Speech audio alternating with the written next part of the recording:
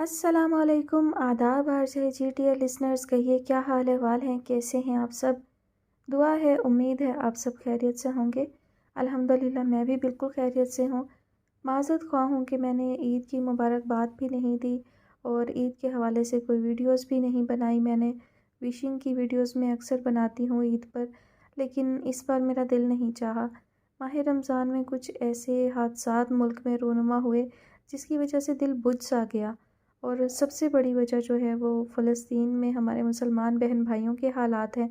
تو کوئی خوشی، کوئی ایکسائٹمنٹ جو ہے وہ عید کی اب محسوس نہیں ہوتی ہے۔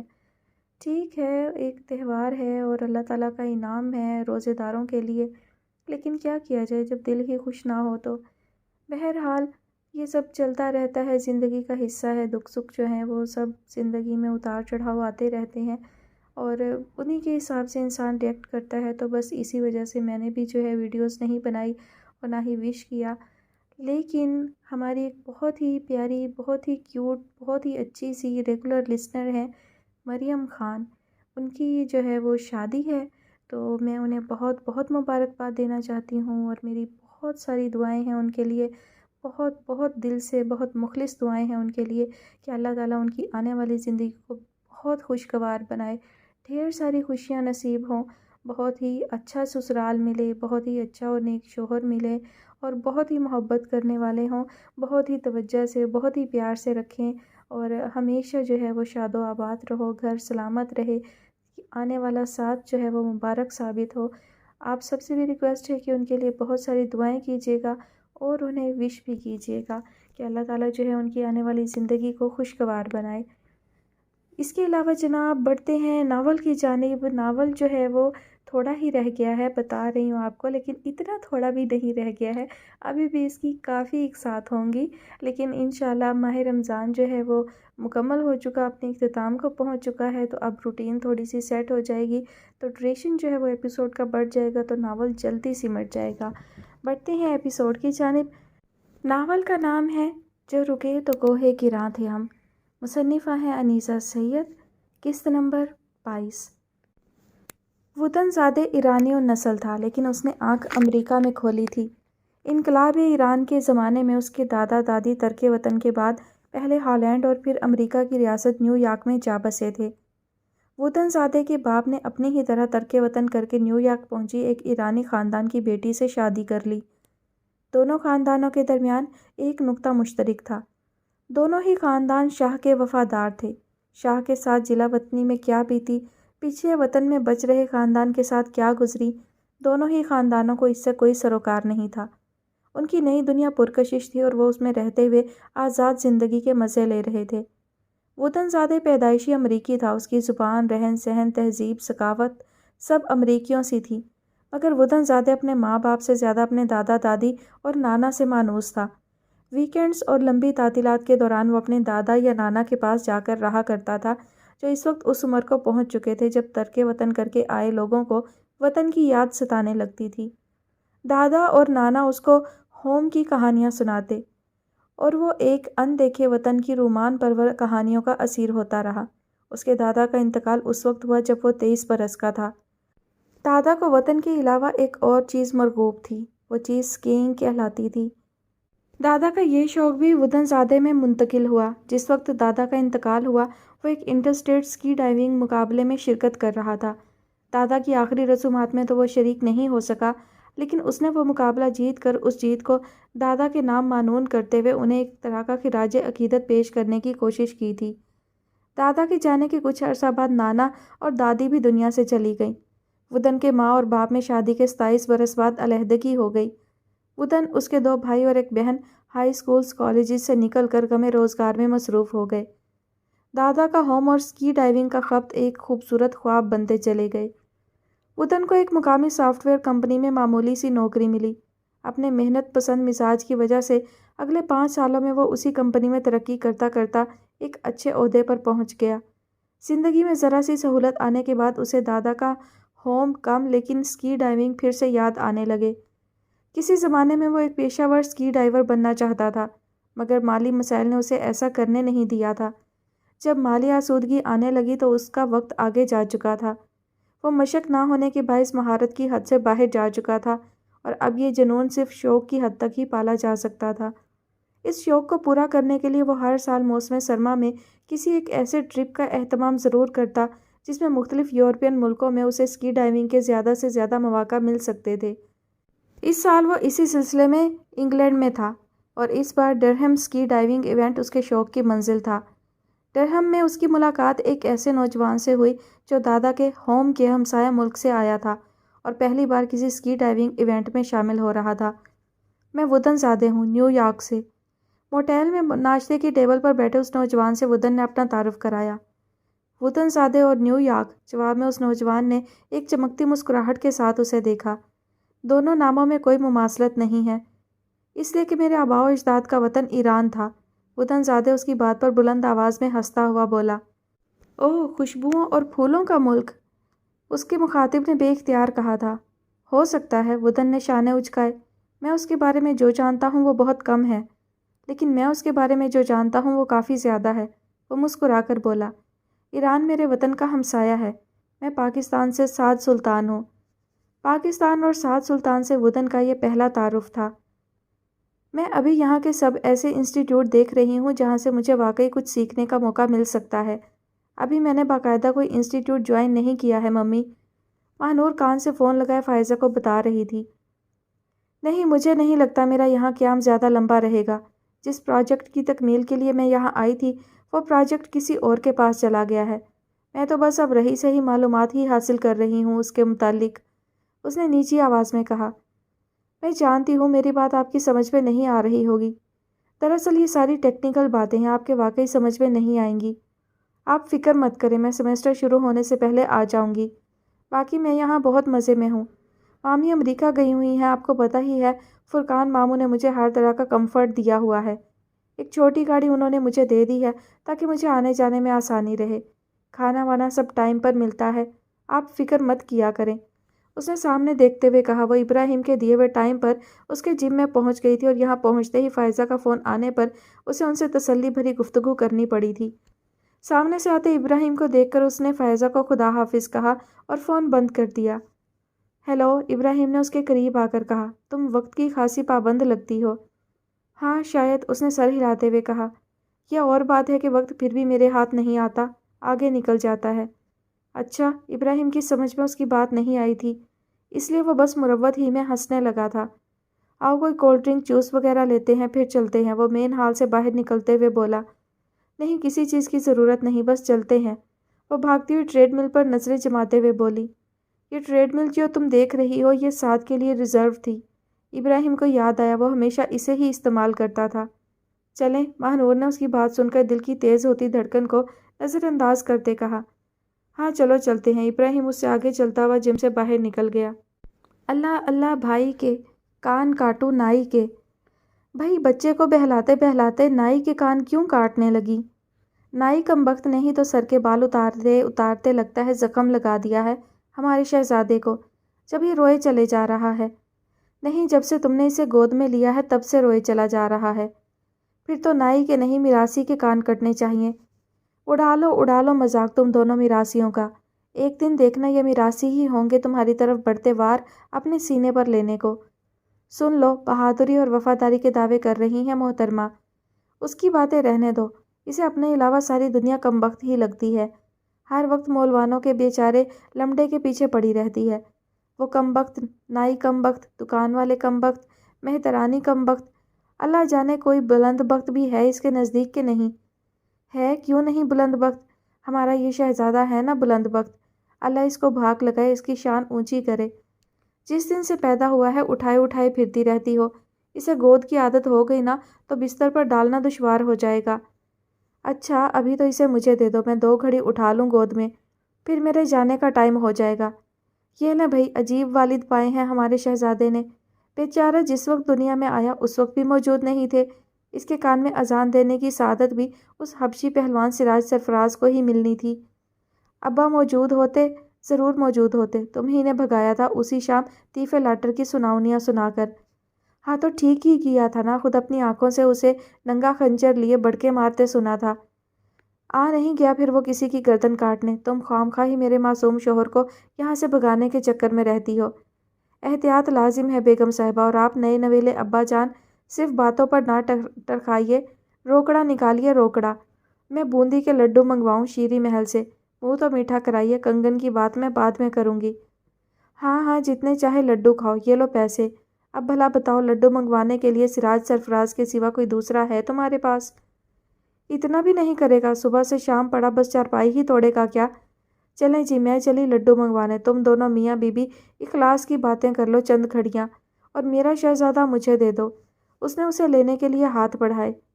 अरे ये क्या हुआ, ये कैसी आवाज़ है? लगता है सहन में कोई कूदा है। ठहरो, तुम दोनों इधर ही बैठे रहो, मैं देखती हूँ, कोई ज़रूरत नहीं हिलने की। अरे हाय मेरे रब्बा, ये तो तीफा लाटर है, सचमुच सहन में कूद आया। जल्दी करो मेरे भाई, ये पिछली ड्योढ़ी में माई सकीना के घर का दरवाज़ा खुलता है। कुछ ना सोचो, कुछ ना बोलो, बस निकल चलो उधर से। ओफो, जल्दी करो जल्दी, जूते हाथ में पकड़ लो, निकलो बस जल्दी से। शुक्र है मान गया, जिद नहीं की, निकल गया। पर आह, छोड़ो मुझे, मेरी गर्दन काहे को दबा रहे हो? हाय मेरी जान निकल गई। चीखें, शोर, गिरने की आवाज़ें। वो सरकी से बनी उस झोंपड़ी के सामने खड़ी थी। वो दूसरी मर्तबा यहाँ आई थी। पहली बार उसे इस झोंपड़ी और झोंपड़ी वाले के बारे में कुछ पता नहीं था। वो बस यूं ही अपनी हमराही के साथ यहाँ आई थी और झोंपड़ी वाले की बातों को जहन में उलझाकर वापस चली गई थी। मजाल थी जो उसे झोंपड़ी वाले की किसी भी बात की समझ आई हो, लेकिन यहाँ से वापस जाने के बाद उसने कभी उन बातों को याद किया, ना उन पर गौर किया, क्योंकि यहाँ से वापसी का रास्ता दिलफरेबी का रास्ता था, ख्वाबों, ख्वाहिशों, तमन्ना और चाह का रास्ता। वो इस रास्ते की दिलफरेबियों और हैरान कुन मंजरों में खोकर रह गई थी। जभी तो इस दौरान उसे झोंपड़ी याद आई, ना झोंपड़ी वाला। लेकिन रास्ते की अंधी गली में गुम होते ही उससे बाहर निकलने की कोशिश में उसे एक ख्याल इस झोंपड़ी और झोंपड़ी वाले का भी आया था।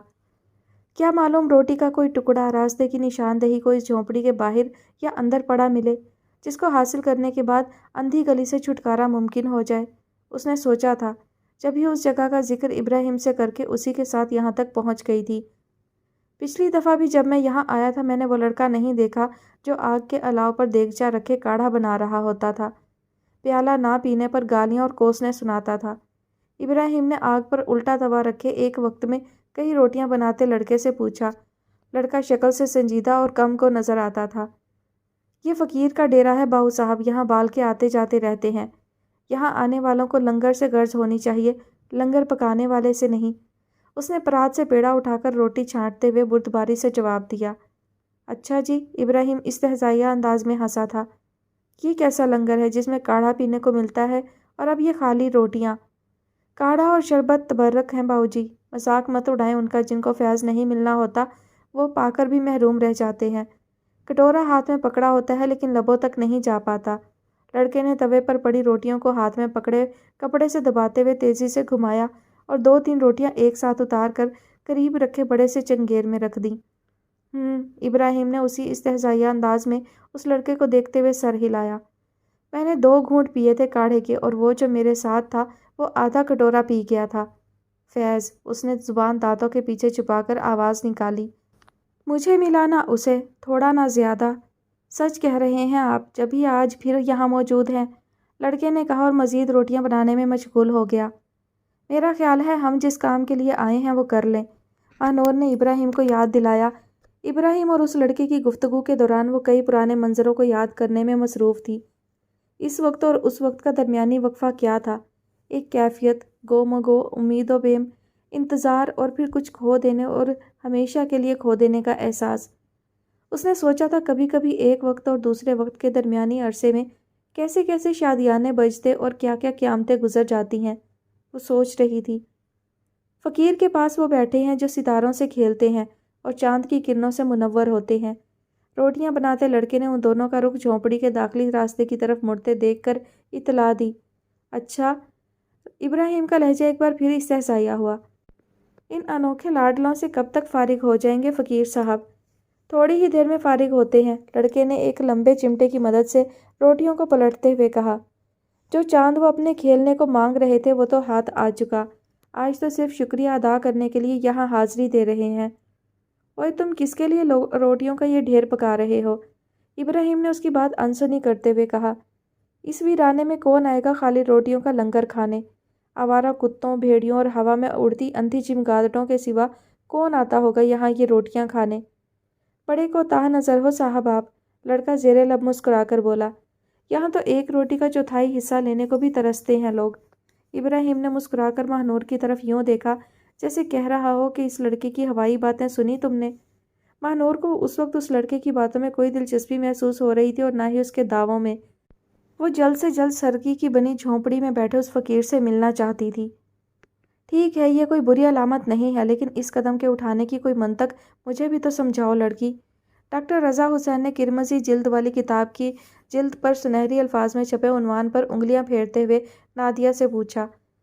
ये नादिया ने अपने सर पर हाथ रखकर उस स्कार्फ की तरफ इशारा किया जिसने उसके सर को ढक रखा था। मंतक तो इसकी कोई नहीं है, सिर्फ मेरे जहन की सोची एक तरकीब है। कैसी तरकीब? रज़ा हुसैन ने दाएं आंख का अबरू अपनी जगह से थोड़ा ऊपर चढ़ाते हुए पूछा। क्या ये किसी नए रास्ते की तरफ उठता पहला कदम है? या क्या तुम समझती हो कि एक आलमगीर मजहब की सच्ची पैरोकार बनने के लिए सबसे पहले अपना सर और जिस्म ढांपना ज़रूरी है? यकीन? मेरा मतलब है कि खुद को यकीन दिलाने और इस यकीन को ईमान में ढालने का दर्जा सानवी है। नहीं, मैं ऐसा कुछ नहीं समझती, नादिया ने सर हिलाया। अभी तक मैं जिस स्टेज पर पहुंची हूँ वो ये है कि एक अल्लाह है, एक ऐसी गैर मरई हस्ती जिसके पास सब ताकत है, सब कंट्रोल है। वो एक ऐसी ताकत है जिसके होने से इनकार मेरे लिए मुमकिन नहीं। और ये कि वो सांस लेने को रुकी और अपनी अगली बात कहने के लिए मुनासिब अल्फाज सोचने लगी। और ये कि उसने कुछ तवक्कुफ के बाद डॉक्टर रज़ा की तरफ देखा जो यकीनन उसकी बात मुकम्मल होने के मुंतज़िर थे। और ये कि वो जो एक गैर मरई ताकत है और वो यकीनन है, उसका पैगाम उस पैगंबर मोहम्मद सल्लल्लाहु अलैहि वसल्लम ने दिया। इस पूरी कायनात में क्या कुछ मौजूद है? इस कायनात को वजूद में लाने का सबब क्या था? इसकी ज़रूरत क्यों पेश आई?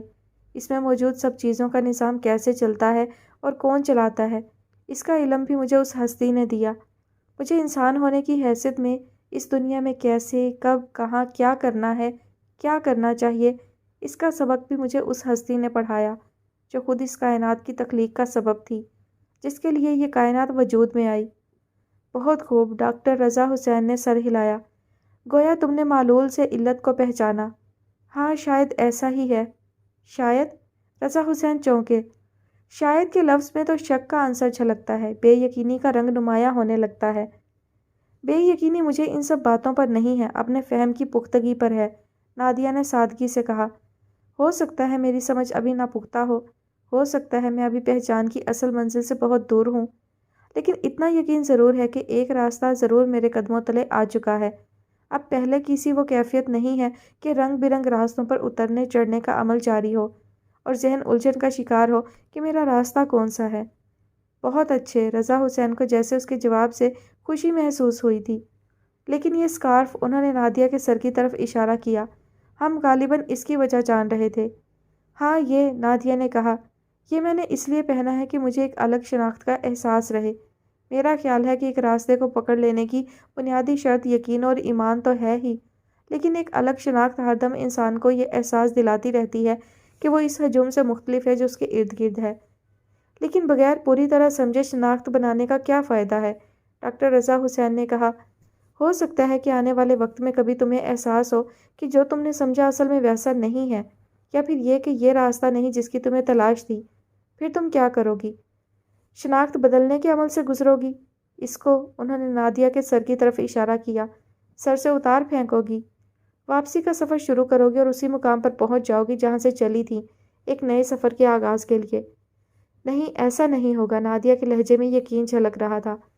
आपने खुद ही तो क़यास किया कि मैं मालूल से इल्लत तक पहुंची हूँ। वह हल्का सा मुस्कुराई। दुनिया के 100 अजीम इंसानों की तारीख, शख्सियत और ज़िंदगी के हालात व वाक़यात पढ़ने के बाद जो शख्सियत मेरे अपने जहन में अजीम तरीन महसूस हुई और जिसके बारे में पढ़कर मुझे लगा कि वह जो कुछ सिखा रही है उसे झुठलाना नामुमकिन है, और अगर वो शख्सियत ये कहती है कि एक खुदा है तो मुझे बगैर इस्तदलाल के मान लेना चाहिए कि वो अजीम इंसान ठीक कह रहा है। फिर उसके बाद मेरा ख्याल नहीं कि कभी मुझे वापसी का रास्ता इख्तियार करना पड़ेगा। मुझे अच्छा लगा नादिया, बहुत अच्छा लगा। डॉक्टर रज़ा हुसैन को खुद भी अंदाज़ा नहीं हो रहा था कि वो नादिया की ये बात सुनकर यकदम इतना पुरजोश और खुश क्यों हो गए थे।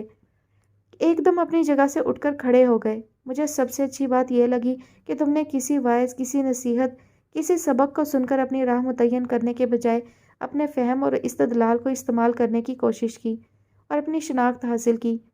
میں ایسا ہی چاہتا تھا۔ انہوں نے شہادت کی انگلی کو پرجوش انداز میں حرکت دیتے ہوئے نادیہ کی طرف دیکھا، جب ہی درس و تدریس اور وعظ و نصیحت سے کنارہ کرتا رہا۔ مجھے معلوم ہے کہ میرے اس اجتناب پر کئی بار تمہارا دل میری طرف سے برا ہوا، لیکن یقین جانو میں ایسا ہی چاہتا تھا۔ انہوں نے نادیہ کو یقین دلانے کے انداز میں کہا۔ میں جانتی ہوں، نادیہ نے ڈاکٹر رضا حسین کی چھوڑی کرمزی جلد والی کتاب کی طرف اپنی ہاتھ بڑھاتے ہوئے کہا۔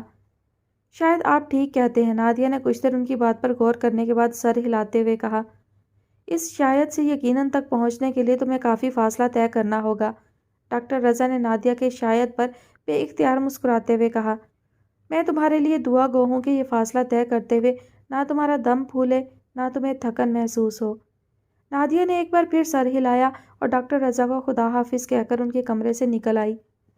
اس عمارت سے جہاں ڈاکٹر رضا کا کلینک تھا، باہر دن روشن تھا۔ دوپہر کی ہلکی دھوپ نے ہر طرف اپنی روشنی بکھیر رکھی تھی۔ لندن کے باسیوں کے لیے وہ ایک خوشگوار دن تھا، جب ہی اس کے سامنے پھیلے راستے پر آنے جانے والے اکثر لوگوں کے چہرے پرسکون اور مزاج خوشگوار محسوس ہو رہے تھے۔ یہاں سے دور ہیلسنکی کے چند روزہ موسم بہار میں اپنی نوکری اور پڑھائی کے اوقات کار میں توازن پیدا کرتا شیکھر اس وقت کیا کر رہا ہوگا؟ اس کے ذہن میں اچانک خیال آیا۔ یقیناً وہ آنے والے ویکینڈ کو اپنی مہینے بھر کی ذرا سی بچت کے ذریعے بھرپور طریقے سے منانے کے خوابوں میں گم ہوگا۔ اس کے چہرے پر بے اختیار مسکراہٹ بکھری۔ کسی بھی اضافی فکر سے آزاد وہ زندگی کیسی ہے جو شیکھر گزار رہا ہے؟ کیا میں کبھی اسے بتا پاؤں گی کہ بے سمت چلنے والے مسافر کی زندگی زیادہ بہتر ہے یا کسی منزل کو ذہن میں رکھ کر ایک متعین راستے پر چلنے والے مسافر کی؟ اس نے سوچا، میں اسے بتا تو پاؤں لیکن سمجھا کبھی نہ پاؤں شاید۔ اس نے ایک گہرا سانس لیتے ہوئے سوچا اور اپنے شولڈر بیگ کا سٹریپ ہاتھ میں مضبوطی سے تھام کر آگے بڑھ گئی۔ ہیلو، کیا یہ فاطمہ ذوالفقار کا نمبر ہے؟ آپ کون؟ میں جو بھی ہوں، پلیز آپ صرف اتنا بتا دیں کہ کیا یہ فاطمہ ذوالفقار کا نمبر ہے؟ نہیں، میں معذرت خواہ ہوں، یہ فاطمہ کا نمبر نہیں ہے۔ اوہ، پھر یہ کس کا نمبر ہے اور میری ڈائری میں فاطمہ کے نام سے کیوں لکھا ہے؟ شاید میں بہت لاپرواہ ہوں یا شاید میں بہت بھلکڑ ہوں۔ شاید آپ یہ دونوں ہوں، لاپرواہ بھی اور بھلکڑ بھی۔ اگر میں ایسی ہوں تو پرواہ کیوں کر رہی ہوں، بھول کیوں نہیں جاتی؟ یہ سوال تو آپ خود اپنے آپ سے کریں محترمہ۔ مجھے البتہ یہ ضرور بتا دیں کہ آپ فاطمہ سے کس سلسلے میں بات کرنا چاہتی تھیں۔ نہیں، رہنے دیں، جب یہ اس کا نمبر ہے ہی نہیں تو بتانے کی کیا ضرورت ہے؟ دوسری طرف سے فون بند کر دیا گیا۔ خدیجہ نے چونک کر فون کان سے الگ کر کے نظروں کے سامنے کیا اور پھر آخری کال کا نمبر دوبارہ سے دیکھنے لگی۔ نامعلوم نمبر ہے، انہوں نے چشمہ آنکھوں سے اتارا۔ اگر محترمہ 2 منٹ بات کرنے کی عادی ہوتی تو میں ان کو بتاتی کہ یہ فاطمہ کا تو نہیں، خدیجہ کا نمبر ہے، خدیجہ جو فاطمہ کی بہن ہے۔ انہوں نے دل میں سوچا، اور شاید میں واپس کال کر کے ان کو خود بھی بتا دیتی، لیکن اس وقت تو میرے فون میں پیسے بھی ختم ہو چکے ہیں اور بیٹری بھی۔ انہوں نے سر ہلاتے ہوئے یاد کیا اور فون واپس بیگ میں رکھ دیا۔ وہ اس وقت بجلی کا بل ادا کرنے اور پینشن لینے کے لیے بینک میں بیٹھی تھی۔ بینک مینیجر سے ان کی پرانی الیک سلیک تھی۔ اس کے ساتھ گفتگو میں مصروف ہو کر انہیں وقت گزرنے کا اندازہ نہیں ہوا۔ بینک سے نکل کر انہیں گوشت، سبزی اور پھل خریدنے تھے اور اس خریداری میں دکانداروں سے مول تول کرنا ان کی پرانی عادت تھی۔ ان کاموں سے فارغ ہوتے اور راستے بھر کے ٹریفک مسائل سے نبرد آزما ہوتے ہوئے گھر پہنچنے تک ان کے ذہن سے اس نامعلوم نمبر سے آئی کال والی بات بالکل نکل چکی تھی۔ اسی لیے وہ اس کا تذکرہ فاطمہ سے کرنا بھول گئی تھی۔ خدیجہ ذوالفقار بڑھتی عمر کے ساتھ نسیان کا شکار ہو رہی تھی۔ آپ اب آئی ہیں بی بی صاحب، جبکہ فقیر کو بڑے دن پہلے سے پتا تھا کہ آپ نے آنا ہے۔ اپنے سامنے بیٹھے اختر کے منہ سے یہ بات سن کر ماہنور نے چونک کر اسے دیکھا۔ یہ ان لوگوں کے شعبدے ہوتے ہیں، ایسی ہی باتیں کر کے یہ خلقت کو پھنساتے ہیں، ان پر دھیان مت دینا۔ اس کے قریب بیٹھے ابراہیم نے بازبانِ انگریزی اسے مخاطب کرتے ہوئے کہا۔ مانا آپ نے فروبل سے سینئر کیمبرج کر رکھا ہے باؤ صاحب، مگر ہو سکتا ہے کہ فقیر کو آپ کی دونوں زبانوں سے زیادہ زبانوں پر عبور حاصل ہو۔ اختر ہنس کر بولا۔ فقیر خلقت کو پھنسانے والا ہوتا تو فقیر کے تذکرے آپ اخباروں میں پڑھتے، فقیر کو ٹیلی ویژن کی اسکرین پر یہی چولا پہنے مفکرانہ گفتگو کرتے دیکھتے، فقیر کے بارے میں سنا کرتے کہ وہ اقتدار کے ایوانوں میں بسنے والوں کا پرسنل پیر ہے، اس کی ایک گالی ایک ڈنڈے کی قیمت لاکھوں کے نذرانے کے برابر ہے۔ کیوں بی بی صاحبہ، کیا خلقت کو پھنسانے والے فقیروں کا کلٹ یہی نہیں ہے آج کل؟ اس نے ماہنور کی طرف دیکھا۔ ابراہیم اس کی یہ بات سن کر اپنا سا منہ لے کر رہ گیا۔ ماہنور نے سرزنش بھری نظروں سے ابراہیم کی طرف دیکھا اور پھر اختر کی طرف متوجہ ہوئی۔ پچھلی بار جب آپ یہاں آئی تھیں تو آپ کو یاد ہوگا کہ میں نے آپ کو اس آنے والے وقت کے بارے میں کچھ بتانے کی جسارت کی تھی۔ ماہنور نے سر جھکا لیا۔ ابراہیم سوالیہ نظروں سے ماہنور کی طرف دیکھ رہا تھا۔ اور میری ان باتوں کے مکمل ہونے سے پہلے ہی باؤ صاحب آپ کو لے کر یہاں سے بھاگ لیے تھے۔ اختر نے اپنی بات جاری رکھتے ہوئے کہا۔ باتوں سے بھاگ لینے کا کیا فائدہ ہوتا ہے؟ وقت تو پھر بھی نہیں ٹلتا۔ وہ رکا اور گڑگڑے کی چھوٹی سی نال منہ میں دبا لی۔ میں نے کہا تھا نا یہاں سے کوئی سراغ نہیں ملے گا۔ ابراہیم نے ایک بار پھر انگریزی زبان میں ماہنور کو مخاطب کیا۔ میں نے آپ سے کہا تھا کہ آپ کا من بڑا صاف ہے، اس لیے بڑا شانت بھی ہے۔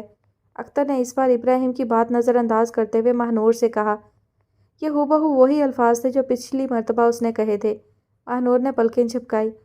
آپ کے دل میں نہ حسد تھا نہ رشک تھا، آپ کی زندگی میں کوئی بغض نہیں، اسی لیے آپ کی زندگی بڑی پرسکون تھی۔ پہلے کی کہی ہوئی ایک ایک بات کو دہرا رہا تھا وہ۔ تھی، ماہنور نے تیزی سے کہا۔ ہاں تھی، اختر نے سر ہلایا۔ وہ زندگی ماضی کا حصہ نہ بن چکی ہوتی بی بی صاحب تو آپ آج فقیر کی کٹیا کا رخ کاہے کو کرتی؟ ماہنور نے ایک بار پھر سر جھکا لیا۔ اس بات کے صرف چند دن کے اندر آپ کا من بھی اٹکا اور دماغ بھی قابو میں نہ رہا۔ اب وہ ایک کڑوا سچ سنانے لگا تھا۔ پھر زندگی میں حسد بھی آیا اور رشک بھی دخیل ہو گیا۔ رشک اور حسد نے بغض کو بھی کہیں کہیں جنم دے دیا۔ اس لیے تو اب راستے میں دشواریاں بھی ہیں اور کٹھنائیاں بھی۔ ماہنور نے دم سادھ کر اختر کی سرخ سرخ آنکھوں میں جھانکا۔ اس کی آنکھیں مسکرا رہی تھیں، وہ اس کے اندر کی دنیا کو کھینچ کر باہر لے آیا تھا اور اس کی ذہنی کیفیت کو الفاظ میں بیان کر رہا تھا۔ اب چاہنے کا کوئی فائدہ نہیں بی بی صاحب، کیوں بہت سے غیر متوقع کام کیے بغیر چھٹکارا ممکن نہیں۔ میں نے کہا تھا نا کہ حقیقت سے فرار ہونی کو انہونی میں نہیں بدل سکتا۔ ماہنور نے اختر کے چہرے سے نظر ہٹا کر رخ بدل لیا۔ اس میں اختر کا سچ سننے کی تاب نہیں تھی، یا پھر وہ اپنے محسوسات پر قابو پانا چاہتی تھی، اسے سمجھ نہیں آیا۔ باؤ صاحب ایک بار مجھے کہنے لگے کہ آپ نے سائیں جی اس لڑکی سے وہ باتیں کیوں کی تھیں، میرا دل ڈر گیا ہے۔ اختر کی اگلی بات سے ماہنور کو ایک مرتبہ پھر چونک کر اس کی طرف دیکھنا پڑا۔ میں نے کہا پتہ ہے نا آپ کو بی بی صاحب پر کڑا وقت کس کی وجہ سے آنا ہے؟ آگے سے کچھ نہ بولے، بس سر جھکا کر بیٹھ گئے۔ وہ رک کر ذرا سا ہنسا۔ میں نے کہا سر نہ جھکاؤ باؤ صاحب، بس من اور ذن میں توازن پیدا کر لو تاکہ وہ اس مشکل سے بچ جائیں۔ اس نے اپنی سرخ سرخ آنکھیں ماہنور پر گاڑتے ہوئے کہا۔ او گاڈ، ابراہیم جھنجھلا کر بولا۔ نہ جانے کیا پہیلیاں بجھوائی جا رہی ہیں یہاں، وہ اٹھتے ہوئے بولا۔ اگر تمہیں مزید سننا ہے تو تم بیٹھو ماہنور، میں ذرا باہر نکل کر سانس لے لوں، یہاں تو دم گھٹا جاتا ہے۔ اس نے ماہنور کو مخاطب کیا۔ ضرور صاحب بہادر، آپ باہر جا کر سانس لے لو، باہر آپ کی تواضع کے لیے لنگر بھی تیار ہے۔ پولٹری فارم کے مالک ایک صاحب نے اپنے مال کا تحفہ بھیجا ہے آج کے لنگر کے لیے، آپ بھی تبرک چکھ لو، اختر نے مسکراتے ہوئے کہا۔ ابراہیم ناگوار سی شکل بنائے باہر چلا گیا۔ سائیں جی مجھے سمجھ نہیں آ رہا میں نے آپ سے کیا پوچھنا ہے، ابراہیم کے جانے کے بعد ماہنور نے کہا۔ مجھے کیا بات کرنی چاہیے، وہ بے بسی سے بولی۔ مگر میں آپ کے پاس اس لیے آئی ہوں کہ شاید آپ سے پتہ چلے وہ کدھر چلا گیا ہے، اس کے ساتھ کیا مسئلہ ہے۔ آپ نے تو اسے کہا تھا کہ وہ فکر نہ کرے۔ میں آپ کو یہی بتانے لگا تھا بی بی صاحب، اختر نے گڑگڑی میں بجھتے انگاروں کو پھونک مار کر روشن کرتے ہوئے کہا۔ میں نے باؤ صاحب سے کہا تھا فکر نہ کریں، وہ من بھی پالیں گے اور ذن بھی پالیں گے، اور انہوں نے پا بھی لینا تھا، لیکن بندے کی ایک صفت بے قراری ہوتی ہے، بے صبری اور عجلت پسندی۔ یہ بے قراری، بے صبری اور عجلت پسندی بندے کی آنکھوں پر گمان کی پٹی باندھ دیتی ہے، گمان کی بھی اور بدگمانی کی بھی۔ باؤ صاحب ساکن پانی پر تیرتے تیرتے موجوں کے تلاطم سے ہڑبڑا گئے اور پٹی بندھ گئی آنکھوں پر۔ اس پٹی کو تو بس اشارے کی ضرورت ہوتی ہے بی بی صاحب۔ کیسی بدگمانی، کس سے بدگمانی؟ ماہنور نے تیزی سے سوال کیا۔ ہر کسی سے، اس سے بھی جس سے کوئی براہ راست واسطہ بھی نہیں۔ اختر نے آنکھوں میں آتے پانی کو انگلی سے صاف کیا۔ الاؤ کا دھواں اب جھونپڑی کے اندر گھسنے لگا تھا۔ میں اسی روز چونک گیا تھا جب یہ والا صاحب بہادر باؤ صاحب کو ڈھونڈتا ہماری جھونپڑی کا تیلا تنکا سب پھرول گیا تھا۔ اختر نے باہر کی طرف اشارہ کیا جہاں ابراہیم گیا تھا۔ فقیر کے اندر گڑبڑ کے سگنل گھومنے لگے تھے۔ فقیر اسی روز سے باؤ صاحب کا انتظار کرنے لگا اور اندازے کے عین مطابق وہ آ بھی گئے۔ مسئلے کو جانچنے کے لیے فقیر نے اس کی ذہنی حالت کو اپنی کسوٹی پر پرکھنے کا فیصلہ کیا، اور آپ جانتی ہو بی بی صاحب، وہ اس جانچ میں مات کھا گئے۔ فقیر نے ماہ نور کی طرف دیکھا۔ فقیر کو طنز سے کہنے لگے، خفیہ والوں کے بارے میں سنا ہی تھا، آج دیکھ بھی لیا۔ اختر زور سے ہنس دیا۔ ماہ نور کچھ نہ سمجھتے ہوئے حیرت سے اسے دیکھنے لگی۔ او ہو، ہنستے ہنستے رک کر اختر نے اپنی آنکھوں میں اترا پانی ایک مرتبہ پھر صاف کیا اور سر کو جھٹکا دیتے ہوئے بولا۔ اس سے پہلے ہونے والی گفتگو میں ہی فقیر سمجھ چکا تھا باؤ صاحب اسی تشکیک کا شکار ہو چکے تھے جس کے بارے میں انہیں وارننگ دی جا چکی تھی کہ اس سے نہ بچ پائے تو قدم رک جائیں گے اور زندگی ایک کوہ گراں بن کر رہ جائے گی۔ اپنے اپنے کوہ گراں انسان کو خود اٹھانے پڑتے ہیں بی بی صاحب، کسی دوسرے کو کیا پڑی ہے اس کے حصے کا بوجھ اٹھاتا پھرے۔ یہ تو آپ ہو بی بی صاحب جن کا من اٹکا اور دماغ بھی قابو میں نہ رہا، آپ بھی آزمائش کی زد میں آ گئی۔ یہی تو سمجھانا تھا باؤ صاحب کو، اپنے ساتھ بی بی صاحب کو بھی مشکل میں ڈالو گے، گمان سے بچ جاؤ، مگر وہ نہ سمجھے۔ جبھی تو آج وہ غائب آپ حاضر ہو اپنے اپنے حصے کی کٹھنائیاں کاٹنے کے لیے۔ وہ جانے سے پہلے آپ سے ملا تھا؟ ماہ نور نے بے چینی سے کہا۔ ہاں، اختر نے سر ہلایا۔ وہ ایسے ملا کہ دماغ میں بے شمار سوال تھے اور دل میں ان گنت شکوک۔ میں نے بڑی جان ماری۔ سوال نہ پوچھو باؤ صاحب، شک میں نہ پڑو، مگر بندہ اپنی فطرت پر چلنے پر مجبور ہے۔ باؤ صاحب نے کیا یہ کہ سوال پوچھے نہیں مگر دل و دماغ میں سوال اور شکوک کا بنڈل سنبھالے خود منظر سے غائب ہو گئے۔ وہ کہتے تھے میں خود اس محبت کا کیا کروں گا جو خود غرض ہے۔ میں انہیں سمجھانا چاہتا تھا نظر اور عقل اور اصل حقیقت کے درمیان صرف ایک پردہ حائل ہے۔ اب یا تو نظر تیز کرو یا پھر عقل کے گھوڑوں کو چست کر لو۔ پردے کے پار نظر آنے لگے گا یا پردے کے پار پہنچ جاؤ گے۔ مگر انہوں نے شک کے بیج کی جو آبیاری شروع کر دی تھی وہ اس سے خود کو باز رکھنے پر تیار نہیں تھے۔ پھر میں پیچھے ہٹ گیا۔ فقیر تو اللہ کی مخلوق کا بھلا چاہتا ہے بی بی صاحب۔ اختر نے دکھ سے سر ہلایا۔ مگر اللہ کی مخلوق تجربے کرنے پر تلی ہے، اس کی تجربہ گاہیں ویران ہو جائیں جو فقیر کی تھیوری کو ان کی کسوٹی پر پرکھ نہ لے۔ آپ نے اسے وارن نہیں کیا کہ وہ غلط کر رہا ہے؟ یہی تو بتا رہا ہوں بی بی صاحب کہ وہ کوئی بات سننے کو تیار نہیں تھے۔ جو نظر اور عقل کے آگے شک کا پردہ حائل نہ ہو گیا ہوتا تو میرے تک آنے کی ضرورت ہی باقی نہ رہتی۔ نور فاطمہ کی جھونپڑی ہی کافی تھی، مگر باؤ صاحب وہاں بھی شک کا شکار ہوتے رہے۔ یہاں آئے تو شربت کے پیالے کو ہونٹوں سے لگا کر دیر تک سوچ میں گم رہے کہ پئیں کہ نہ پئیں۔ اور بی بی صاحب، اختر نے کچھ سوچنے کے بعد رک کر ماہ نور کی طرف دیکھا۔ جب بندے پر یہ سٹیج آ جائے تو پھر اسے اس کے حال پر چھوڑنا بہتر ہوتا ہے۔ باؤ صاحب کم عقل نہیں، نہ ہی ان کی نظر کوتاہ ہے، لیکن جو کچھ بھی ان کے لیے غیر متوقع تھا اس کی گہرائی میں جانے کے بجائے اس سے گھبرا گئے۔ آنکھوں میں آنکھیں ڈالنے کے بجائے نظریں چرا گئے۔